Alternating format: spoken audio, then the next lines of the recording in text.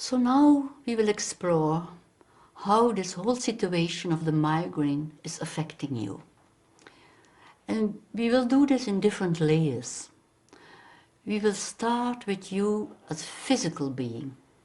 So you can take a little bit time and ask yourself inside, how is this migraine affecting me in my physical way of being?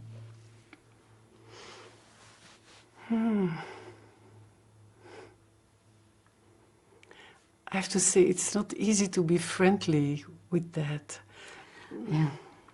I wake up and immediately the migraine is there, and immediately I feel sick and I cannot even move. It's terrible.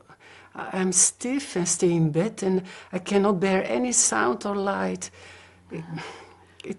I cannot do all the things that I would like to do. Yeah.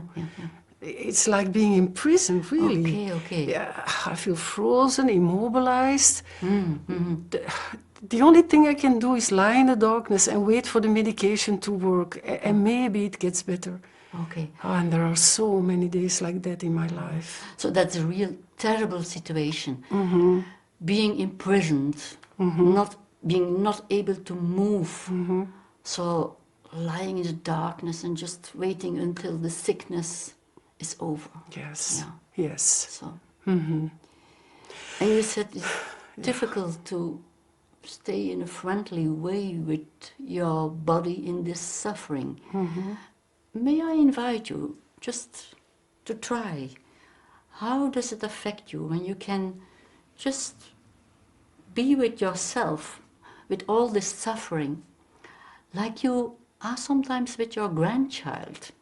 So if you imagine having this attitude you have towards your grandchild when it is suffering, when you apply that attitude to yourself, how does that affect you? Oh, my grandchild, that's easy to feel tenderness and be very tender with her, but doing that for myself? Yes, I do understand that's more difficult. Yeah, yes. But give yourself some time to try it and just experience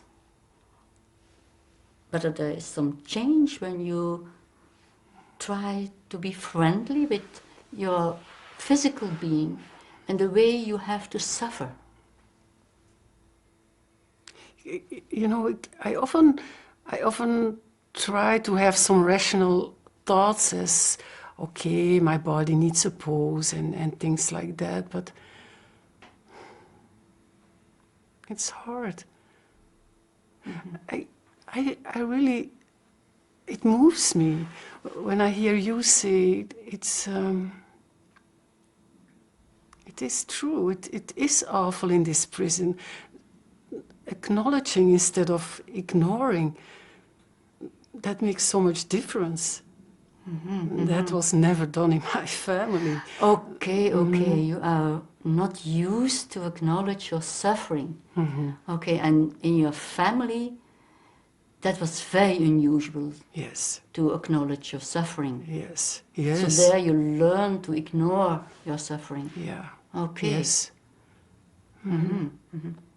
Yes. So, with this issue of your family, we arrived at the social dimension.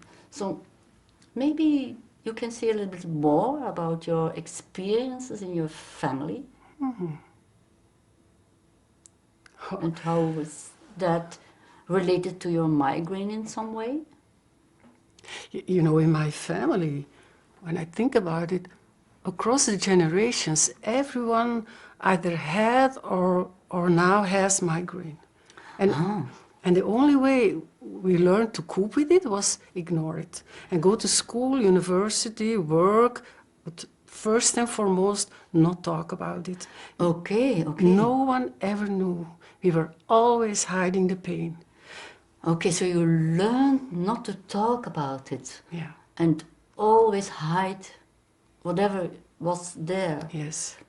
Yeah. So this must be unusual for you now then to talk with me about your pain. Yes, it is. It is. When I'm talking about it, as I do now, there are always these old voices in my head telling me, but don't make it bigger than it is.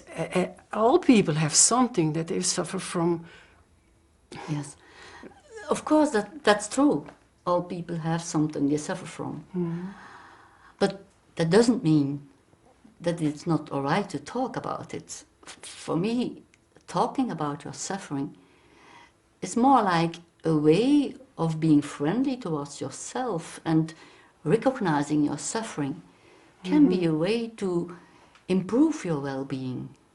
So I just wonder how it is for you now that you can feel it's okay to recognize it. Yeah, it's sad.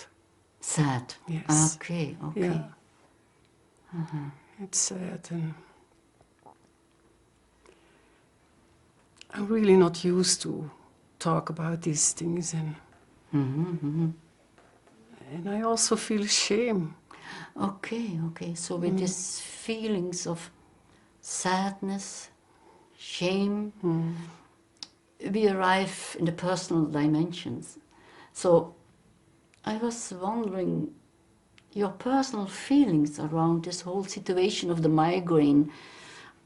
You mentioned already your sadness, your shame. Are there more of your personal feelings that are connected to this situation of the migraine?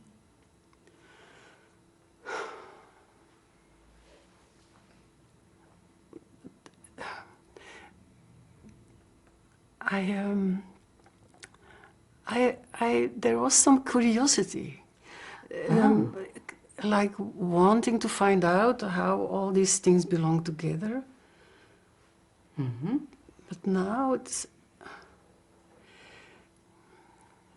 more or less loneliness.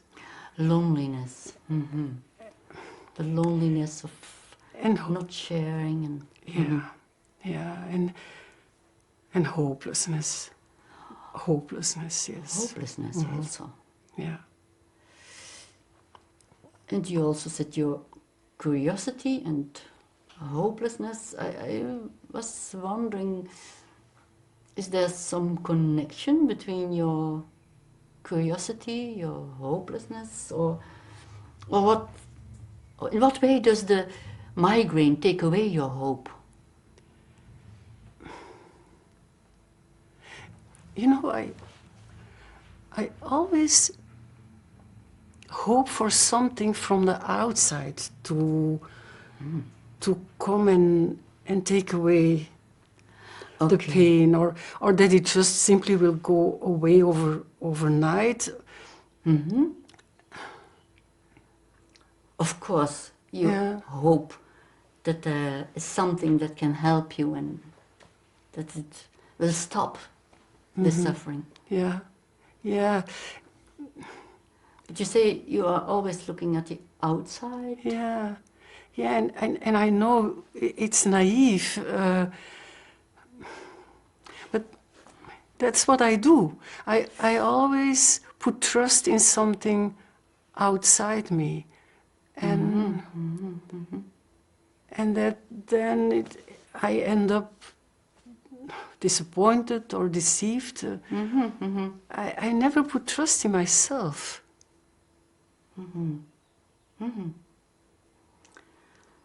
So you discover how you trust the outside and are hoping for medication or other solutions, but trusting in yourself, that's difficult.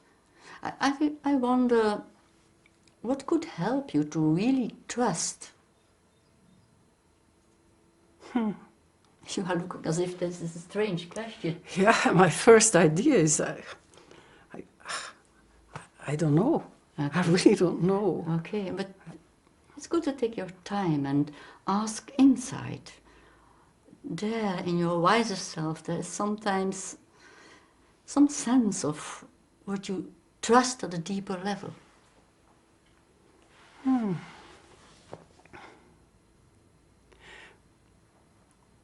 Then I think of nature. Nature? Yes, like trusting that the seasons in nature have an order. Like it's easy to trust that after the winter the spring will come. So you experience an order in nature that is bigger than your life. Okay. And that's something you trust. I was wondering, is that related to your hope? Well, it goes together with the question, where is my place in all this? So, when I stay with the order of life, what could come for me now in the autumn of my life? Oh, that's a nice question. What could come for you now in the autumn of your life? Yeah. Yeah. As if that opens up some new perspective, or... Yes, it's like a relief. Oh, It opens up a new approach to hope for me. okay. Like confidence in nature and belonging to a bigger order. So if you take now a little bit more time to feel, how does that affect you when you just think of this order in nature and an order that's bigger than you, but at the same time you seem to be part of that order in nature. So how does that affect you? It fills me up with peace.